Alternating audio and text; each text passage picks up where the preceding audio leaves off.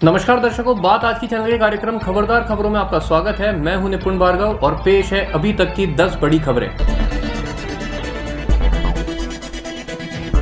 उत्तराखंड के सीएम पुष्कर सिंह धामी ने बताया कि समान नागरिक संहिता लागू करने की सभी तैयारियां पूरी कर ली गई हैं और इसे इसी महीने लागू कर दिया जाएगा। वहीं सूत्रों से पता चला है कि 26 जनवरी को इसे लागू किया जा सकता है।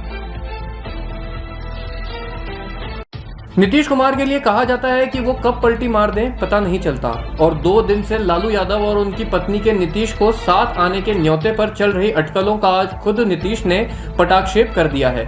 उन्होंने आज पत्रकारों को बताया कि वो एनडीए छोड़कर कहीं नहीं जा रहे। उन्होंने कहा कि पहले 2 बार इधर उधर जाकर हमसे गलती हुई थी, लेकिन अब ऐसी गलती नहीं होगी।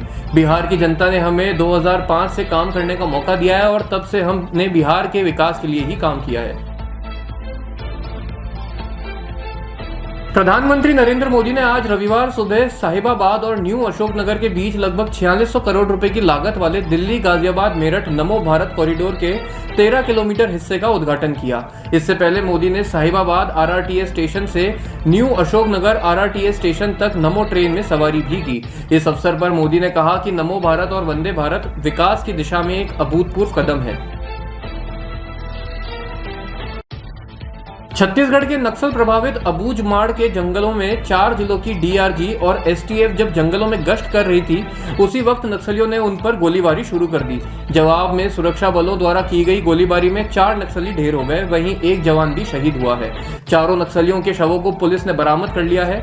आपको बता दें कि पुलिस को सूचना मिली थी कि अबूझमाड़ के जंगल में नक्सलियों का डेरा है। इसके बाद ही यह टीम सर्च के लिए रवाना हुई थी। ऑस्ट्रेलिया ने आज भारत को सिडनी टेस्ट में हराकर 10 साल बाद बॉर्डर गावस्कर ट्रॉफी पर कब्जा कर लिया है।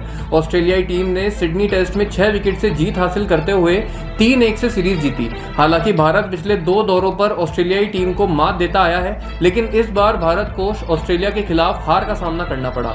भारत के लिए दूसरी पारी में जसप्रीत बुमराह ने गेंदबाजी नहीं की, जिससे भारतीय गेंदबाजी काफी कमजोर नजर आई। पूरी श्रृंखला में 32 विकेट लेने वाले जसप्रीत बुमराह को इस सीरीज में प्लेयर ऑफ द सीरीज चुना गया है। स्वास्थ्य मंत्रालय ने इस बात पर प्रकाश डाला है कि भारत की मजबूत निगरानी प्रणाली और स्वास्थ्य सेवा संसाधन श्वसन संबंधी बीमारियों से निपटने के लिए अच्छी तरह से तैयार है, जिनमें एचएमपीवी वायरस के कारण होने वाली बीमारियां भी शामिल हैं। मंत्रालय ने इस बात पर भी जोर दिया है कि चीन में स्थितियां असामान्य नहीं है।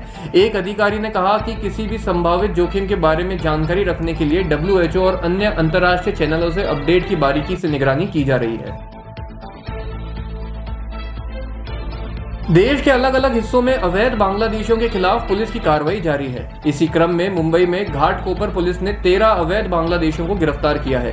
ये सभी नाला सोपारा में रह रहे थे। शुरुआत में पुलिस ने 1 बांग्लादेशी को गिरफ्तार किया था, उसके बाद 13 और बांग्लादेशी मिले थे। कुछ दिन पहले ही बांग्लादेश के एक नागरिक ने भिवंडी में 500 रुपए देकर फर्जी आधार कार्ड बनवा लिया था। इसके बाद वह भारतीय होने का दावा करते हुए पुणे में बस गया और 4 रोहिंग्याओं के साथ वह जुलाई में म्यांमार से बांग्लादेश आया था। प्रधानमंत्री नरेंद्र मोदी द्वारा कई विकास परियोजनाओं का उद्घाटन करने पर दिल्ली विधानसभा से कांग्रेस उम्मीदवार संदीप दीक्षित ने कहा कि लोग सब समझते हैं कि ये सिर्फ इसलिए किया जा रहा है क्योंकि चुनाव नजदीक है। केजरीवाल और मोदी एक ही काम कर रहे हैं, लेकिन दोनों एक दूसरे पर सवाल उठाते रहते हैं। उन्होंने कहा कि दोनों में से कोई भी जवाब नहीं दे सकता कि ये सभी विकास परियोजनाएं पिछले 10 सालों में क्यों शुरू नहीं की गई और ये सब एमसीसी लागू होने से कुछ दिन पहले ही क्यों किया जा रहा है।